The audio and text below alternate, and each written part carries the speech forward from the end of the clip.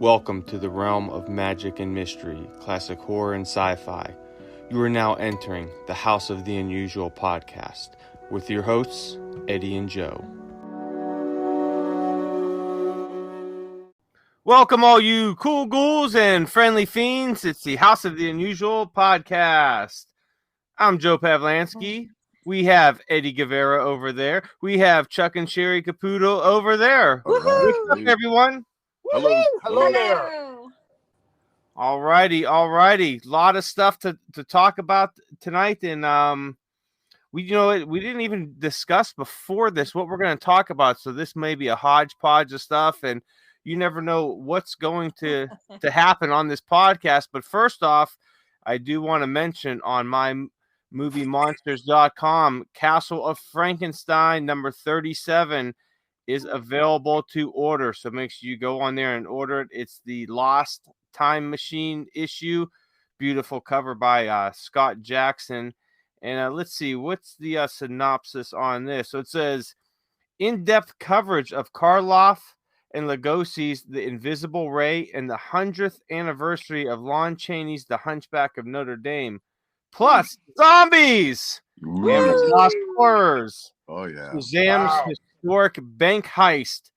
The Moon Also Rises. Classic movie blunders. Regular columns. Baron von Neck's mad movie reviews. Forgotten fantasy. Tales of terror. Mike goes to the movies and much, much more.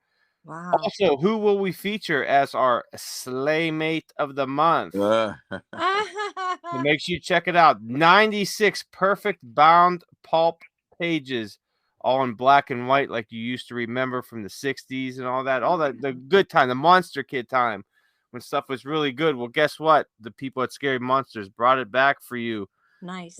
Make sure you check it out. Also, of course, as we have talked about, Scary Monsters issue number 130 is currently available. You could get it shipped from the website or at your local bookstore. They should have it. And if they don't, make sure you get your torches, your pickaxe, get a huge mob of people and demand that they carry Scary Monsters in there. All right. So that's what we got for that. Let's see what's going on. I tell you what, I have been digging deeper into the Twilight Zone episodes. Yeah. I didn't get to watch as many as I hoped for this week, but I did. Let's see, how many did I get? I'm looking at 1, 2, 3, 4 of them. 5 this week. Nice. So there's a few I do definitely want to talk about because I know Chuck's a huge Twilight Zone fan. I'm sure Eddie is as well. So there's a few episodes in there I want to talk about, and well, you know how the stories go with the Twilight Zone. That there's really a deep meaning to them, and then there's usually a twist at the end. Yes. Well, some of these stories really made me think, and I want to touch upon, and we'll do that in a few now. But I really want to talk to Chuck and Cheri and see what's new with you guys, because I know the weather's getting nicer. Yeah. And you guys are probably out walking through all kinds of graveyards and doing magic shows for the dead and all that. So what's up? Yeah. I guess I'm doing magic shows for people that aren't responding. Well, I guess you can say they're dead. That's not true. But I do have a tale of terror. About 3 days ago, I did a show in a assisted living place, like a nursing home, and they made me wear a mask. During the show, that was really rough. Wow. I mean, I had a hard time. I had a rough time, but you know what? On with the show. Especially with a beard and everything, I was so itchy and out of breath. It was just crazy, that's man. A shame. But yeah, that was only twice that I had to do a show in the last 3. It was probably that same place. I think it was the same place. Yeah. Oh wow. But you know what? What are you gonna do? Well, you know what? I'm actually turning down shows. The month of May, Cheri. Wow. I said we have to have time to go golfing, or to do some fun stuff. I mean, it's nice to work and everything, even though we have a fun time doing that as well. But we need a little bit of downtime, right, sweetie? Yeah, there's been shows coming in all over the place. It's great though. I'm actually turning it down, but yeah. But yeah, keeping very busy. We're walking and everything, and We did watch an old classic not too long ago. We watched Psycho. That was a really nice. Yeah, that was a good one. We actually were over at our son's house. Yeah. He's only 20. He's 27. I don't think he ever saw it, he said. No, he never saw it. Yeah. Oh, wow. Yeah. So he enjoyed it. Now, Cheri, I have to ask this, and you could tell us because we're all amongst friends and all that, and I know Chuck won't be that mad, but how bad do you beat him at golf? Oh, you know what? It's kind of like fun. We just kind of, do the scramble. Is it called, honey? Yeah, scramble. Yeah. And I got to tell you, a couple times, him and my son had to go off my ball. Yeah. Because theirs sliced over to the right or to the left. Mine went right down the center. Yeah, I was so happy. Yeah, she does it pretty just good. a couple times. But so basically, what you're trying to humbly tell us is that you're the best out there, and probably no, they all follow you. That's what you're trying to tell us. That's what I'm getting out of it. Oh, are you? Well, I could actually, you know what? I could drive the ball. They can drive pretty far, but they slice. They slice to the right. Yeah. Does scrambling mean that you got to scramble the? Yeah, even it out.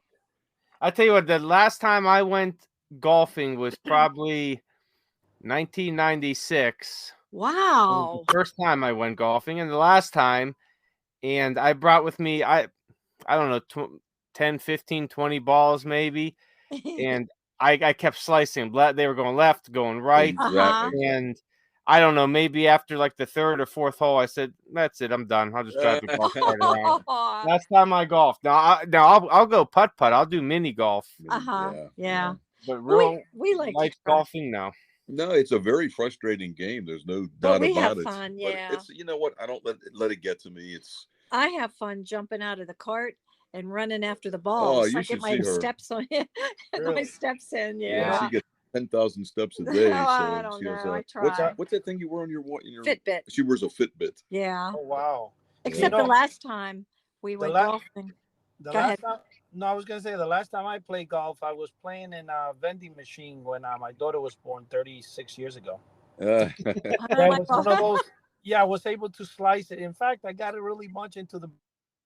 Had a little thing in golfing. I would go every day there to play golf. But I never had a club in my hand. I tell you what's big now I see is those they're like indoor driving ranges, and it's really just like a small room with a screen, and you just drive into the screen and it tells you. We did that once, Joe. I think they call it a simulation. Yeah, it's a simulation, and we did that. It was because it was winter. 1 hour went so fast. The only thing though is I was tired because I had to keep catching up to his ball. He would drive it out, and then I would have to keep hitting my ball until I finally got to his. Yeah. It was not like we do out on the real field, real putt place. Yeah. But the last time we went, the first time we took our son, it was like a fiasco. Yeah. I was in his cart, my son's cart, Nick, and we're driving around, and we get to the next hole, and I look for my clubs, and they're not in the back of the of the golf cart, and I'm like, Chuck, did you take them off? He goes, why would I touch your clubs? So there we go. I go running back, and there it is. They're laying there. I didn't strap them in properly to the back thing. Didn't even know they fell off the cart. Two elderly gentlemen were sitting up there waiting for us. They were kindly patient. I think it was more like they were shaking their heads at us. It was a real fun time, though. Well, we have a for our work. What is it next? Not this weekend, but the following weekend. We're doing a golf outing. Nice. To raise money for our union, and they asked me. They said, "Well, do you want to golf in it?" I said, "Oh no. Oh no." And they said, "Well, we have all these different jobs. What do you is there anything that you want to do?" I'm like, I don't know. Let me think about it. So my buddy in town who owns a cigar shop, Cigar Vibes, he I've known him since we were young. He grew up in the same neighborhood, and he told me that he's setting up a stand there. And I said, that's perfect. That's perfect. I said, I could smoke cigars with you. I said, I have no job there really. I said, I don't know what to do. I said, I'll get us a cart and we'll go to the different holes and sell cigars to people. There you go. And hang out. I said, we'll just drive around and smoke cigars and sell. Oh, that's a great. So I told them at work, I said, why? I found my job. That's awesome. That's a fantastic. You gotta let us know how that goes. Yeah, that's I'll definitely have pictures. And you know what? And just real quick before we move on here, speaking of cigars, I want to give a shout out to Eddie's brother Joe, who sent me a really cool, unexpected care package the other day, and it had some really cool items in it. And you know, you guys out there could probably think of what my favorite is in it, but you know, you guys will have your own. But I tell you what, there's a vintage Magic Ink book catalog. Yeah. A little big book of Houdini's magic. Yeah. That's this dollar. It's a dollar coin, and it's an actual dollar coin, but it has one side has it's like an illustration of Houdini on it. And then he sent me 2 1943 wheat pennies, which are really cool. I always love. I don't know how he knows about it. I always love, you know, old coins like that. And then he sent me a pack of 5 cigars. Yeah. Really cool. So I want to just give him a thank you. And I do have the picture up at the forum on House of the Unusual, so people could check it out what he sent. Yeah. And hey, I just wanted to thank him too. He sent the exact same thing to me, and I think to Eddie as well. I tell you what, Joseph, thank you so much. He's a good man. Definitely thank you. Hopefully he's out there listening. Yeah. Thank you so much. Yeah, he's a blessing. Goodness. Yeah, thank you. Yeah, I got the same package. Did you? I was, and it was kind of funny though. But I was gonna mention, since you guys were telling about golf, the last time I did hold the club in my hand was trying to hold it away from my wife from hitting me over the head. When I got bring one more thing in this house, Edward. Yeah. Actually, when that one more thing in. When that package came in the mail, she's like, "I'm going to call your brother. We got to stop this." Oh, you're obsessed. You're obsessed. I love that Houdini book though. That Houdini book is really that's real cool. I wonder. Yeah, what year is that? Is 1927. The Magic Ink book catalog? No, that's 1940s, I think. But the other one is the other one itself is 1927, the little one.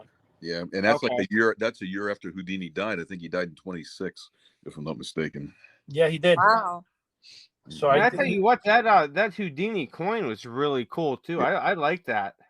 That Houdini coin is worth I think a pretty good buck. I'm surprised how he got them. I don't know where he got them, but yeah, the Houdini coin is he has secret black market connections. I'm telling you, he got some dealing in pop culture collectibles.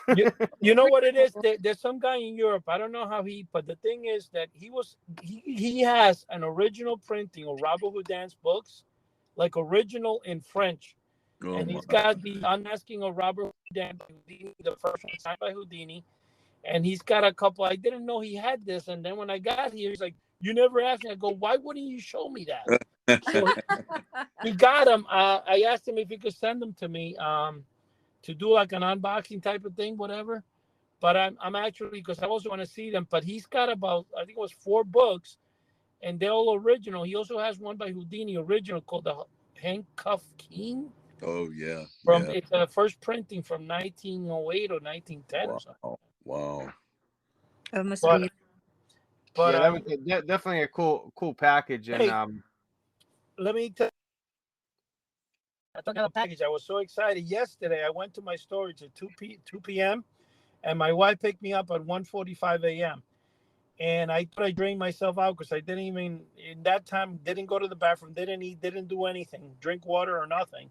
And the funny thing about it, that this morning I'm kind of glad I did do it, because the storage facilities say, "Hey Eddie, we're running a special on 10 by 15s." One, I have 3 10 by 10s and 1 15 by 15. So he goes, I could, we're running the prices that a 10 by 15 is the same price as a 10 by 10 for this month. So he gave me one with a couple of free days and a free month on it. And I have, of course, until the end of the weekend. I have to do it tomorrow, I guess, as I go to Chiller on Friday, and I'm getting ready for Chiller. But I'm going to go and move everything from the 2 10 by 10s into the 10 by 15. Oh, nice.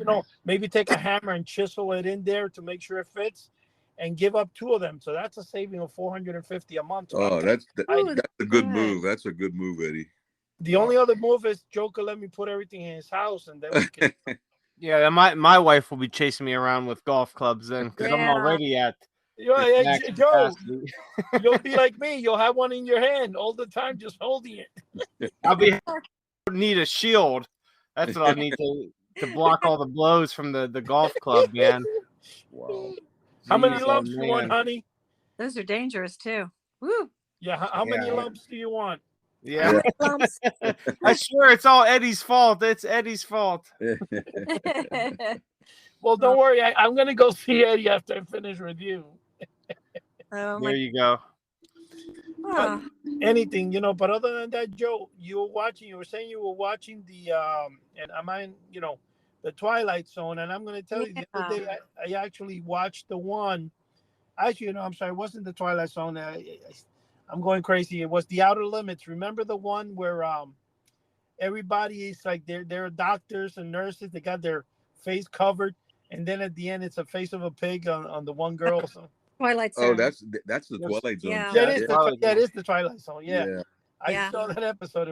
I didn't see it in the beginning. It was like a couple of minutes into it. Pig doctors. Yeah, it's called Beauty is in the eyes of the beholder. In the eye of the beholder. Yeah, something like that. That's a really good one. It is.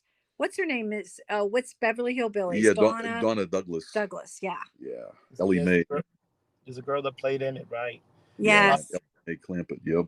You know who's gonna be talking about that? My friend actually has a movie poster of the Terminator, and it's by 40 by 60. It's huge, and it has on one side the robot, or the other side it's a big huge face, and one side is Arnold, the other side is the robot. And then what it was able to get a few years ago, everybody signed that poster except for Arnold. Huh. And, it's kind of cool, and we were going to bring it because the kid is there, but I said to Jim, if you already got, I know the kid wasn't in that Terminator, but he's going to be there, so let him sign it anyway. It's an extra. Yeah, absolutely. And now the other hope is, Joe, when are you flying to California? California? What? Yes, so I could give you the poster. You can get a thing of Arnold. You'll never catch me flying or going to California. Me neither. Either one. But hey, this I want to talk about the Twilight Zone for a little bit, because there's a few episodes I want to discuss and get your guys' take on them, because I'm sure you guys seen them. And actually, these were a few that I hadn't seen before. I talked in the past that I've watched Twilight Zone, God, for 30-some years now, but usually caught it on TV. And, if you catch them on TV, it's usually, the same ones over and over. Right. And some of the lesser known ones get kind of pushed to the side, which, some of them I could see, okay, some of them aren't really that good compared to some of the really good Twilight Zone. I mean, when Twilight Zone's good, they're good. And when Twilight Zone's bad, they're still good. You know what I mean? Right. There's nothing that's really bad about them, but there's some that are a little lackluster, but they do make you think. And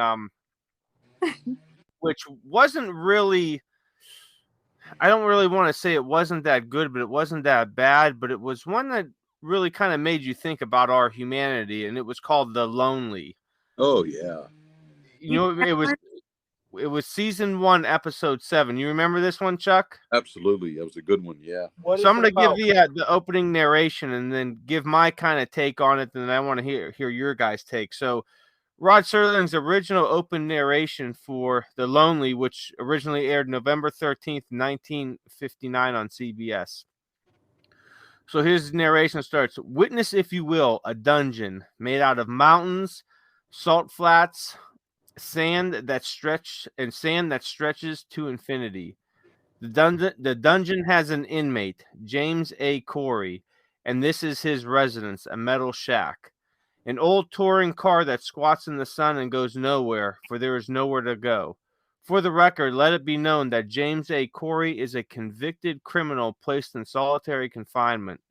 Confinement in this case stretches as far as the eye can see, because this particular dungeon is on an asteroid 9 million miles from the Earth. Now witness, if you will, a man's mind and body shriveling in the sun, a man dying of loneliness. So the premise of this is that, as Rod Serling said, is that, he was convicted, and he was convicted for murder, and he was sentenced to 50 years solitary confinement on this asteroid. So every couple months there's a Earth sends a few guys there to drop off some supplies. Well, this time they brought him this special crate to kind of make the made the stay a little bit tolerable, and it was this female robot who was a very beautiful robot. And they told him, this is a robot, and he talks to the I believe her name's Alicia, if I remember right. Yeah, that's correct. Yep. Alicia, yeah. So he starts talking to her, and she has every single capability as a human being. She could feel pain, she could feel sadness, she could feel hunger, thirst, happiness, everything that a human. She's, for better or worse, a human being, except for her insides are mechanical. And at first, Corey, who is played by Jack Warden, just detests this robot because it's not a robot, and he's still out of his mind for being so lonely there and in the solitude. He eventually comes around to the robot and falls in love with her. And little spoiler alert, so stop this or fast forward if you haven't seen this episode, because I'm about to ruin it for everybody. But he falls in love with this robot, and months or years go by, and the mission comes back and tells him that his sentence has been looked at again, his case has been looked at again, and he's been pardoned, that he could return home, but that they must leave within 20 minutes because they got to dodge some meteors. They might run out of fuel, and they're really close to the weight limit, so he could only bring 15 pounds of luggage with him. And he thinks that he's bringing the robot, with him at the time, and they said, no, it's you plus 15 pounds. So he's kind of, he don't know what to do, because he's fallen in love with this robot who, he's become intimately close with, and he looks at this robot as a woman, and he doesn't want to leave her there because she feels sadness and everything, and he's thinking if he leaves her there, she's going to feel the same way that he felt, and she's going to feel that loneliness, that to where you're breaking, and she's going to want someone, and he doesn't want to do that to her. And the guys that are there to take him back are saying, Corey, she's just a robot. And see, they don't understand, because they didn't get any time with her. So one of the guys shoots her in the face, and you can see all the insides of her, the mechanicals, and then it kind of almost like breaks the spell from Corey, and he's like, oh yeah, this is just a robot. I need to leave. And it then it ends after that. So I thought it was really I thought it was really interesting, especially because of where we're at today with all this artificial intelligence and the robots and everything. And you hear of people, especially in other, they have these we'll call them lack of intimate robots and everything that they're using. And it's starting to become, this Twilight Zone episode from 1959 is starting to become a reality today. And you hear stories of people marrying these robots and falling. We had a movie a few years ago where a guy was trying to marry Siri or something like that, that voice technology from Apple. So, this is starting to become a reality for us. And, I kind of, watching the show, was putting I was trying to put myself into Corey's shoes, and how would I react for this? And, I would probably act the same way, if this, even though knowing that this is an artificial intelligence, but it's still something that could feel all these emotions that we do. And, that's kind of one of the things, that make us human, is that we could feel these emotions. We could feel sadness. We could feel mental pain, anguish. We could feel happiness. So when something else could do that, you got to kind of treat them in like a different way rather than just a cold robot. If it was just like a computer that doesn't, feel anything. Right. That's right. I kind of, I put myself in his shoes and I said, I would probably do the same thing. I would, if it was me and I was pardoned and I'm trying to look at this, very objectively and really put myself in his shoes, is that I would have to tell them I can't leave unless I could bring her with me, because for all intents and purposes, she is a human that has these human emotions, and I know what it feels like to be lonely. And if I leave her here, she's going to go through the same thing I did, and I don't want to put that off on somebody because I know what it feels like. So I would have to say, no, I'm going to stay here. What is your guys' take on this episode here? Because it is a very, it's a very simply made episode, but it is a very deep episode to think about. Well, I tell you what, Joe, that's actually one of my top 10 favorites. And you know what, the whole concept behind it of a prisoner, serving time on an asteroid. I mean, that's just mind blowing right there.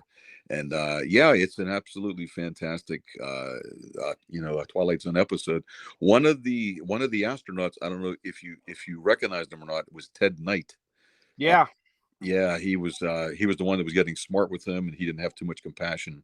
But you know what? I would definitely get attached to the robot. I could picture myself carrying on. Sure, if they said you can't take her. I mean, you know what? We had a Jack Russell dog for 16 years.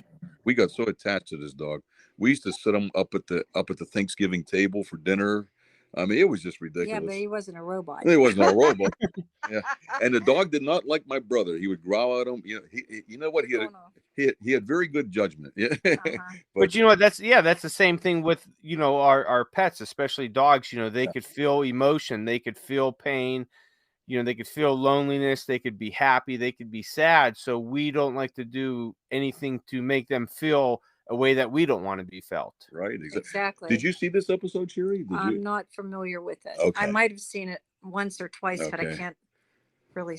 Yeah. It's very sad. I mean, it's a very touching episode, especially at the end when he shoots her in the face and you're like, oh my God, he shot her. But then even as a viewer, and when they show her face and it's just a robot inside, even it snaps Corey out of it, but even as a viewer, it snaps you out of it, and it brings you back to going, oh, she's just a robot. She's just a robot. Yeah. To reality. The other cool thing that I always liked is Rod Serling, how he says robot. He said this is a rivet because of rivet. A rivet. Yeah. Oh my. Really neat. What about you, Eddie? Have you seen this one? You know what? To be honest with you, you got me on a mental blank on that because I don't quite remember. But you're describing Ex Machina, the movie, basically. Mm-hmm. Yeah, exactly same concept. Yeah, absolutely. Which tells you, I guess, that today people just don't have enough to go on, and they keep repeating the past. But you know what, though, Joe? Watching Ex Machina, I got kind of attached to the robot there. So I can see myself probably wanting to stay behind as well. You really do that, and that's like you said, it is a movie version. It is almost like a movie version of this Twilight Zone episode. And I'm wondering if it had any type of if whoever made Ex Machina, if they had saw this episode and had an influence on them writing it. I'm sure because it sounds like the exact same thing. And I think I've seen the episode because I remember the asteroid type of thing, but I probably haven't watched it in such a long time that I'm probably going to go watch it tonight though. Because it's definitely worth watching, and it's one to think about, especially because we talk about robots a lot on here, and some of the ones that we talk about are kind of like those clunky old robots we've seen like Lost in Space and all that are just. They're really, cold and really animatronic. But this one in here in Lonely, she was a human being for all intents and purposes, except for the inside. Well, that also gets me to wonder when you say that, Joe. I wonder if that My Living Doll, which was Neely Newmar, whatever, Newmar from Batman and Robin, the cat. Right. Julie Newmar. Julie Newmar. Uh-huh. I wonder, because My Living Doll was a robot, obviously. And, I got to, I guess, from Lost in Space, when they looked human, that was an android. And when it looked like a robot, boxy and clunky, that was a robot. So my question is this. I wonder where and who inspired what, because My Living Doll, I believe, was the 1940s. I'm not too sure, but I wonder what was, you know, the Twilight Zone. I know Ex Machina was probably influenced by one of the two, because you know, you just said the entire story from Ex Machina. Yeah, basically. Yeah, absolutely. And I tell you what, there's a few other ones that I want to get to here. Where is it? I'm looking at my list here, and some of these we'll touch on real quickly because we've talked about them. They've been talked about before, but one of my absolute favorites is Time Enough at Last. Oh yeah, I love that one with Burgess Meredith. I absolutely love that one, and man, did I feel for him when his wife was yelling at him and wrote all over his book. I said, "Oh, this poor guy. All he wants to do is just sit and read and relax." Yeah. But you know, that's one of the best ones, and there was a few that I haven't seen. So there was Perchance to Dream, which was Richard Conte and Susan Lloyd. This one wasn't too bad. It was about a guy who thought he was going to die if he fell asleep. Oh, yeah, that was a good one. Yeah, he ended up falling asleep and he died in his dream, and then turned out he was only asleep for a few seconds, but the dream was so much longer. That was a pretty cool one. The next one that I really enjoyed, which was a really, gosh, this one made me think too, and this is why I love the Twilight Zones, because they'll make you think. Oh, yes, absolutely. And you know, you don't just, when you're done with it, you don't just turn it off. You're still thinking about it. Yes, that's you're right. You're right. So this one, and I know you guys have seen this one. It's called Judgment Night, from season 1, episode 10. Do you remember this one? Is that with Michael Constantine, like sheriff? No, this is he's got the Twilight Zone. Oh, somebody's got their thing going. That sounds like a theremin. No, this is with I'm gonna butcher this name. Nehemiah Persoff. And he was a Nazi boat captain. Oh, I do remember that. Trying to ring a bell? Yeah, I do remember that. Yep. All right, so this one originally aired on December 4th, 1959, and I'm going to read the opening narration from here, and I may butcher a few things here, but yeah, that's all right. So Rod Serling's opening narration for Judgment Night goes, "Her name is the SS Queen of Glasgow. Her registry, British. Gross tonnage, 5,000. Age, intermediate. At this moment, she's one day out of Liverpool. Her destination, New York. Duly recorded on the ship's log is the sailing time, course to destination, weather conditions, temperature, longitude, and latitude. But what is never recorded in a log is the fear that washes over a deck-like fog and ocean spray. Fear like the throbbing strokes of engine pistons, each like a heartbeat, parcelling out every hour into breathless minutes of watching, waiting, and dreading. For the year is 1942, and this particular ship has lost its convoy. It travels alone like an age-blind thing, groping through the unfriendly dark, stalked by unseen periscopes of steel killers. Yes, the Queen of Glasgow is a frightened ship, and she carries with a premonition of death." Yeah. Yes, I do remember that, and that's an obscure one. You don't. What's that, Chuck? You know what? That's an obscure one, Joe. You don't see it too often. You know, it doesn't pop up too often. It's, you know what, they don't play that hardly ever for some reason. Yeah, I have never seen this one before. Yeah. And I tell you what, it was really good. So the premise of this one is this guy, he's a Carl Lancer. He is on the deck of this boat, this SS Queen of Glasgow. And you know, I'm going to read, because I don't want to mess this up. I'm going to read the plot here. This is going to go straight from Wikipedia. So I'm going to read the plot a little bit here. Okay. So Carl Lancer is a passenger on the SS Queen of Glasgow, an isolated British cargo liner crossing the Atlantic in 1942, but has no idea of how he got aboard or who he is. Sitting with the captain and several passengers, Lancer dismisses fears of the ship being hunted by a U-boat wolf pack, saying only one U-boat would be necessary and it would not bother using a torpedo on the ship. He is unable to explain how he knows any of this and recalls only that he was born in Frankfurt, but says that he finds the ship, its crew, and passengers oddly familiar. When called to the bridge by the captain, he cannot provide proof of his identity. Still confused, Lancer is sent back to his cabin with a steward, where he finds a I'm going to butcher this name, Kriegsmarine officer's cap, which is a Nazi Marine cap, among his possessions with his name written on the inside. The captain is forced to stop the ship for repairs when the overworked engines break down at 12:05. Lancer becomes increasingly restless, haunted by an inescapable sense of impending doom. Convinced that everyone aboard the ship will die at 1:15, Lancer panics and runs through the passageways, attempting to raise alarm.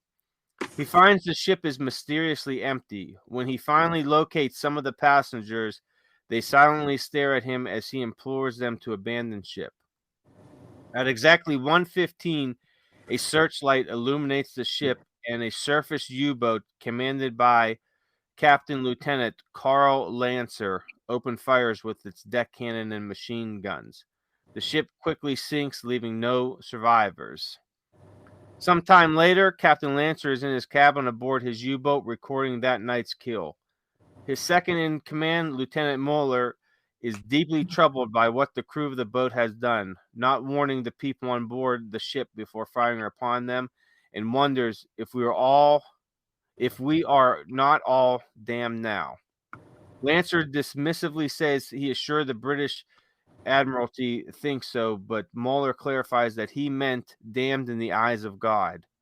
Despite Lancer's skepticism and sarcasm, Mueller grows more convinced that the crew of the U-boat may one day answer for their crime by reliving the act for all eternity. Granted his own private hell as the man who ordered the massacre, the former U-boat commander rematerializes on the deck of the ship and the nightmare begins again. So what had happened is he is basically living his karma over and over for the for the wrongs that he did, and it would I tell you what, this is another one that really made me think of our karma in this life, and if we do something really bad, or is this something will we have to relive it over and over to know what these people feel like, or what other people felt like. So this was another deep episode for me, and a very got to be very obscure because I've never seen this one before. Absolutely. Go ahead. What's your thoughts on this? Yeah, you know what? That's an excellent one, and it does get you thinking. Joe, I've said it before. I'll say it again. Rod Serling was so far ahead of his time, it wasn't even funny. I mean, he wrote roughly about 65% of the Twilight Zones. There was a few other writers, Charles Beaumont, and I think there was one or two other ones. But he was something else, and he died young. He was only 50 years old, so it makes you wonder what else he would have accomplished. I mean, later on, he did come out with the Night Gallery. You know what I mean? Right. Yeah, and he was a writer for this episode too. So, yeah, it's really gosh, this was another deep episode. Yeah. So I suggest everyone go out and check this out. Judgment Night. It's from season 1, episode 10. Is absolutely fantastic. Absolutely. So, what do you think, Eddie? Do you remember seeing this one? I did remember seeing that, but it was such a long time ago. Actually, the ones that I always tend to watch when I look up are the one with what's his name, Meredith or something like that. The guy from the Penguin from Batman that he's the last Burgess guy. Meredith. Yeah. That's one of my favorites. And the one that I watch a lot is Nick of Time, which is obviously the one with William Shatner. Yeah. I think it's one of my favorites there. Yeah, we like it too. That's a good one. Yep.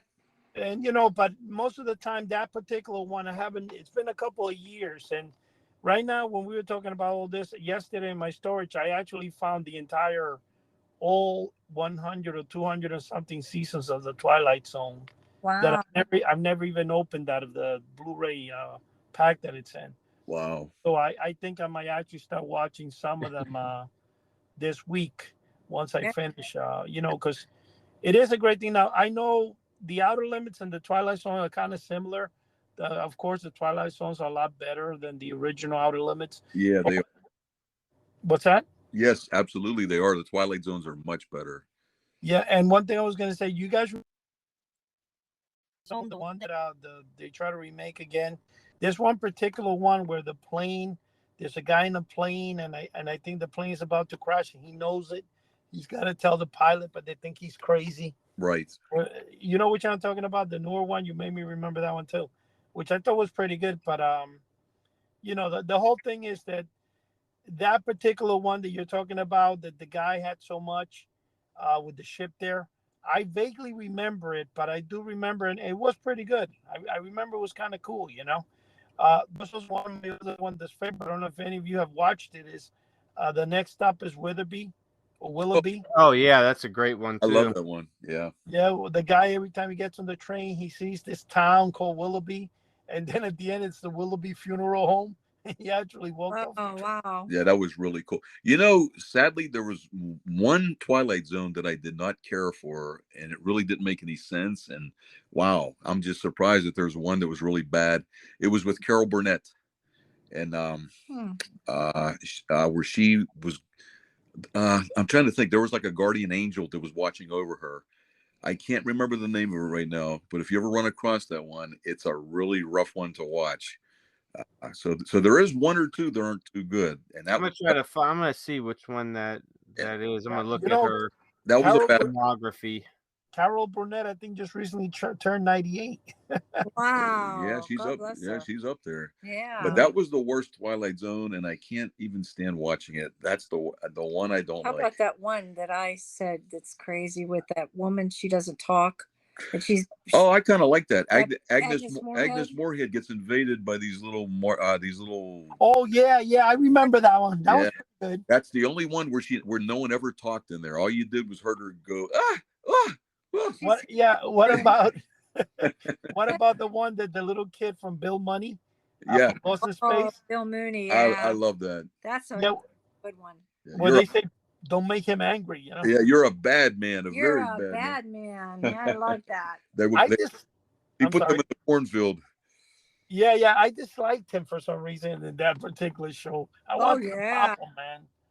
You're a very bad man. Oh, that was so good. So Chuck, that one you're talking about with Carol Burnett is called Cavender is Coming. That's it. Cavender is Coming. Try and watch that, Joe. I don't think you'll be able to watch it. I mean, really? That's the only. I don't remember that one. Who actually wrote that one? I hope it wasn't Rod Serling. It was Rod Serling. That was the worst one. He must have had a off night or something. But it was season 3, episode 36, May 25th, 1962, and. Reading a little bit, supposedly the episode was originally broadcast with a laugh track, the only Twilight Zone episode to feature one, because it was intended to be a backdoor pilot for a regular comedy series featuring that Cavender character that Carol Burnett plays. Okay. What was it about? I can tell you, I have never, I don't recall. I'm reading a little bit of the plot and all that, and I don't recall ever seeing this one. No, that's one you don't see too often either, but I don't think you'll like it. I don't see. What is it about? Something about a guardian angel. The guy that played the guardian angel was the original Maytag repairman. He was that heavy set guy, and you'll recognize him. He did Jesse White.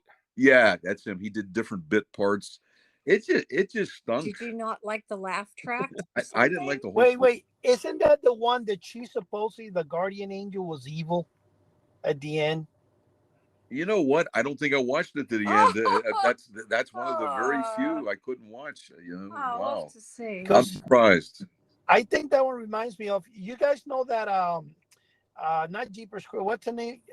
Creep Show, where the little guy keeps knocking on the door. He's a Halloween character, and the guy says, "I don't like Halloween. Get away, boy." Oh, that's monster. Yeah, that's Trick or Treat, I think. Trick or Treat. I think it reminds me of that. Am I correct in that, Chuck, and saying about that particular one? I don't remember too much. He has to watch it again. Yeah, I don't think I could watch that episode. Well, that's bad, huh? Next week we must watch it. Let's all that bad. I tell you. Go ahead, Cheri. I was going to say, let's all watch it. We'll compare notes. Yeah, we can try and do it for next week. Yeah, we'll have to watch that, and we'll talk about it for next week at how bad it is. But I tell you what, this was a good one this was the one I watched last night, the last one so far. And this one was this was very interesting too, because at first, I tell you what, at first I was like, oh, okay, this is kind of odd. But then this really got me thinking.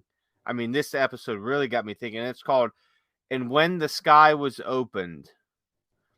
This is season 1, episode 11. It aired December 11th, 1959. Are you familiar with this one, Chuck? You know what? If you tell me what it's about, I'm sure yeah. I am. All right, so let's go with the opening narration here real quick. Her name, X-20. Her type, an experimental interceptor. Recent history, a crash landing in the Mojave Desert after a 31-hour flight 900 miles into space. Incident data, the ship with the men who flew her disappeared from radar screen for 24 hours.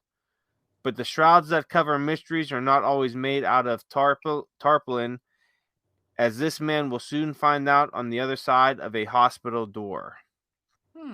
So what happened with this one is there was an experimental United States Air Force plane that went up into space, disappeared for 24 hours, crash landed, and they recovered the 2 pilots. So the one pilot, he's in bed with a broken leg, and the other pilot, he's going crazy, and he goes in. You know what I'm talking about, Chuck? Yeah, is that the one with Rod Taylor? Is it Rod Taylor? Yes. Oh, I remember. Yep. Okay, so he goes. So the one pilot goes in there, and he's talking to him, and he's saying, he's showing him the newspaper where it says, this plane crash landed, 2 Air Force pilots survived, and he keeps telling him there was 3 of us. Yeah. And he tells him the name of the guy, Colonel Ed Harrington, and he's the guy in the bed. So right now you have talking Colonel Clegg Forbes and Major William Grant, and Lieutenant Colonel Forbes is saying, you don't remember Ed Harrington? He's like, I don't know an Ed Harrington. I don't know what you're talking about. There was only 2 of us that went up on the craft, 2 of us that came back. So then there's a flashback to where right after they crash landed, the one guy's still in the hospital, and Forbes and Harrington are in a bar, kind of, celebrating that they're still alive and all that. And all of a sudden, Harrington just doesn't something feels off to him. So he goes to a phone booth. He calls his parents, and they say, we don't have a son named Harrington. We don't know any Ed Harrington. And he's telling this to Forbes, and he's kind of playing him off. Next thing you know, Harrington disappears. He's asking the bartender, where'd my friend go? And he's like, what are you talking about? You only came in here. You came in here by yourself. So he goes back to the hospital, and he's telling Grant this, who's laying in bed with the broken leg, and he's saying he disappeared. There was 3 of us, blah blah blah. And Grant's going, no, there was only 2, and he doesn't believe him and all that. So he goes running out. So Forbes goes running out of the room screaming again.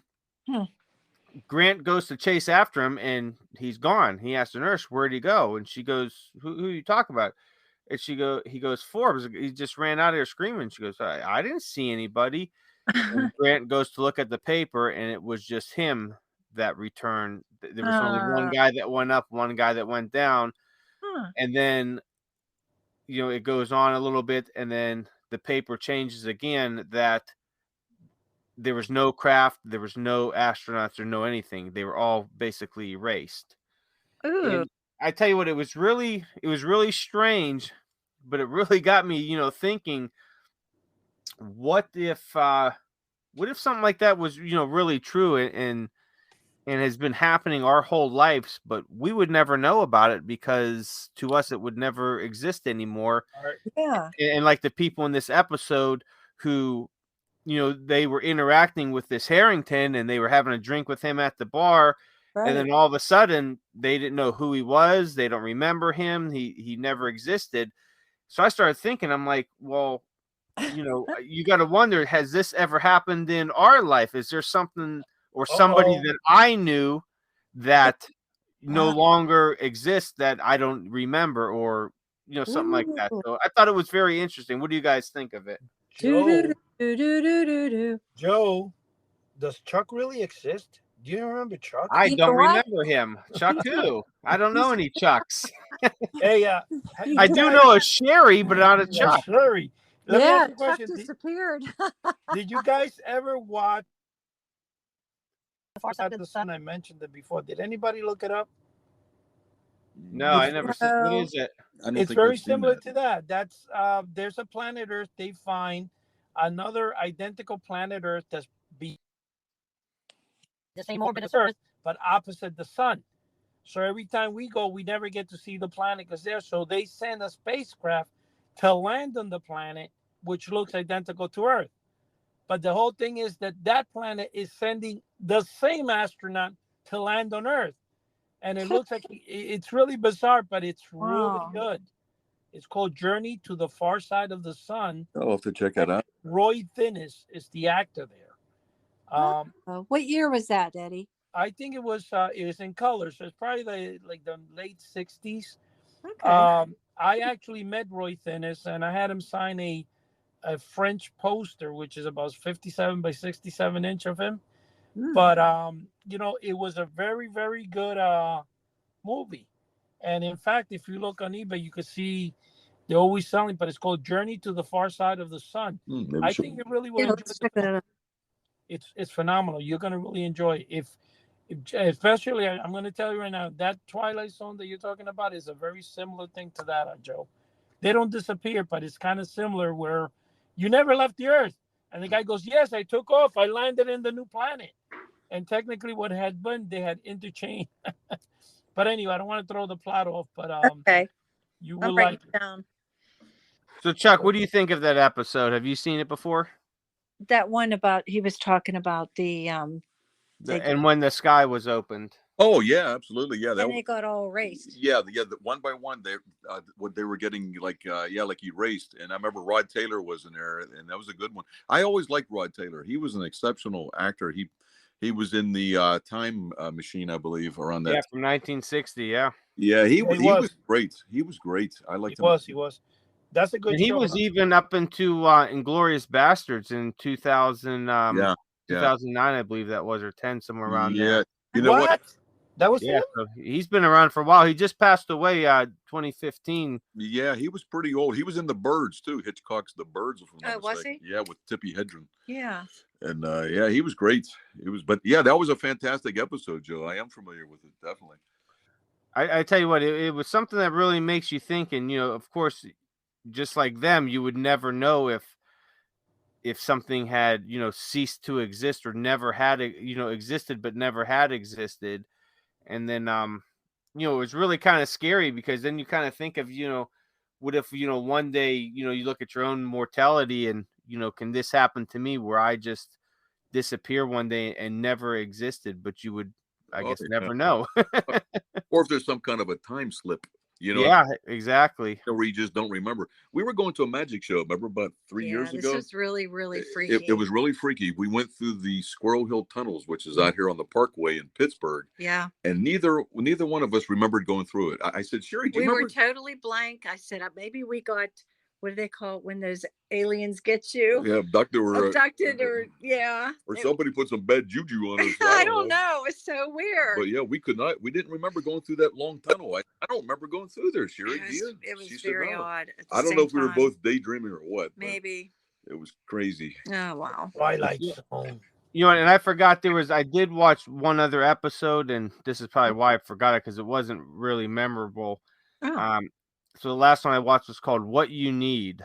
And it was. Oh, I like that one a lot. Did you really? Yeah, I like that old man where that mean guy. I love the old man. He was really nice. But I tell you what, I didn't really care for this one that much. It was okay.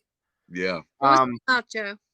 So it was about this. There was a down and out guy at a bar, and this old man who comes in and he kind of peddles his wares and all that, and he's able to look at people and tell them what they'll need. And it might seem like something, off the wall. Like he gives the one girl a spot remover, another guy a bus ticket. This one guy gives a pair of scissors, which he ends up needing because as he's in his hotel, his scarf gets caught in the elevator, and he needs him to cut, or it's going to choke him to death. Yes. So he has the ability to tell people what they need. That's cool. So this guy that he meets at the bar, he's like a down and out person, and he's a very evil person. So he tries to use this guy to hit the horse races and all that and make money and everything. And at the end of the show, at the end of the episode, the peddler gives this guy a pair of shoes that are very slippery on the wet concrete. And as he's going after the peddler to try to kill him, he starts slipping and the car hits him, and the peddler survives. What did he say? He goes, that's what I needed. Yeah, exactly. Yeah. But I tell you what, it was, I don't know, maybe just because I got off of a few good ones. This one, it was okay for me. Yeah. Okay. Yeah. Steve Cochran, he played Fred Renard, which was the down and out guy. But I tell you what, Ernest Trucks, he played Perda, which was the peddler, and he was very good. I mean, he was very good. I tell you what, he was the highlight of the episode because you really felt for this old man. And it's like, if he came up to you in a bar or somewhere trying to sell you shoelaces or matches, you're going to buy something off him. Yeah. He just has that loving grandfather look, and you're like, oh, I got to, buy something from him. Oh yeah. I would have bought everything. I come up with a bunch of stuff I don't need. Yeah. Definitely. I tell you who else was spectacular in that, which I thought was good, and gosh, was she absolutely beautiful, was the girl in the bar who was played by Arlene Martell. Right.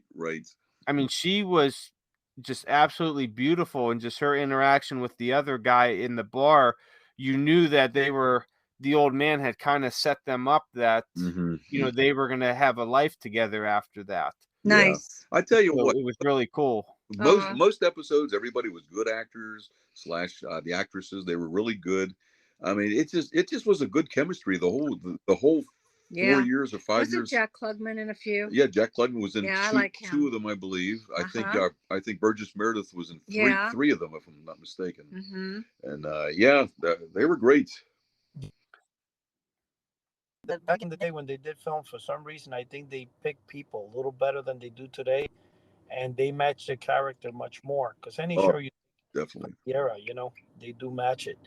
Yeah, I tell you what, it's fantastic. I mean, because you had, like in this one, the story was okay, but you had 4 main players. You had Steve Cochran, Ernest Trucks, Arlene Sachs, and Reed Morgan, and they were just, they played their parts to the T. They were fantastic, and they all had great chemistry together, and they all made you believe what they were going through. Absolutely. That's cool. Hey, that's like about New Year's Eve, Joe. Sci-Fi Channel plays all Twilight Zones. Oh my goodness. I know, and that's what I was talking about before. When you see these marathons, it's usually the same rotation of the ones you see all the time. You don't get you don't get any of these obscure ones in there. Unless they play them in the middle of the night. Yeah, like 3 in the morning. No, see, but you guys got to understand they do that because that's what they pick the viewer's choice, Right. Yeah. Those are the most famous ones, are the ones that get the most views, and that's why they want those viewer numbers, man. Yep. But but I tell you what, it's really cool. And guys, we got about a minute and a half here, so I'm gonna start wrapping things up here. I want to thank everybody out there in podcast land from the bottom of my heart, and everybody else's, for joining us week after week. We're here for you. Hopefully you're enjoying what we're talking about here, because we're enjoying it all the time. Whatever podcast platform you're listening to us on, please subscribe to our channel. Please give us a good review, because it does help us with that whole algorithm thing. So we would definitely appreciate that. Also, we are on YouTube, House of the Unusual. Type that in the search, you'll see it pop up. Please subscribe to our channel there. Like the videos, hit the notification bell for any time that a new video comes up, because Chuck and Eddie are always putting up some new videos. that you are guaranteed. I will put my stamp of guarantee on it that you will love those videos. So definitely check that out. Also, we're at houseoftheunusual.com. That is our main home base. That is our flagship site. We have a forum there that's free to use. Sign up for it. A lot of cool things going on there. And you could also find links to Etsy, eBay, podcasts, all that good stuff on there. And so definitely give it a shot. Please, it definitely helps us out, and we put a lot of work and effort into it. So, guys, that's all I got. So, Chuck, Cheri, Eddie, everybody out there in podcast land, thank you for joining us, and good night. Good night. God bless everybody. Let's take care. Bye-bye.